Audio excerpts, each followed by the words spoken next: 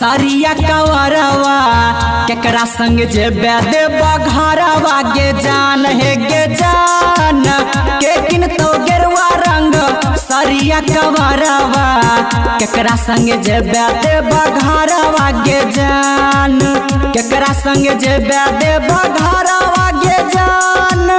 केकरा संग जेबे देबा घरवा गे जान हेरी जान सासू किन तो गेरुआ सरिया पियावा कवरवा देवर संगे जेबै देव घरवा रे जान रे जान सासू किन तो गेरुआ सरिया पियावा कवरवा देवर संगे जेबै देव घरवा रे जान बोला बोला डमरू वाले बाबा की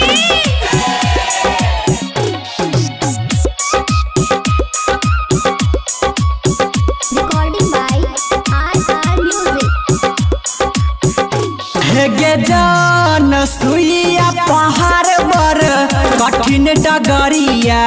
कोना जेबे बाबा के नगरिया गे जान हे गे जान सुइया पहाड़ बर कठिन डगरिया कोना जेबे बाबा के नगरिया गे जान कोना जेबे बाबा के नगरिया गे जान कोना जेबे बाबा के नगरिया गे जान सुइया पहाड़ पर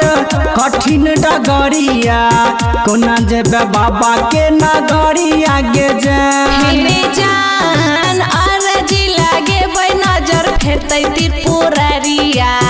पार हेबै सुइया पहरिया रे जान हेरे जान अरजी लागे बै नजर फेरतै त्रिपुरारिया पार हेबै सुइया पहरिया रे जान बोला बोला डमरू वाले बाबा की Recording by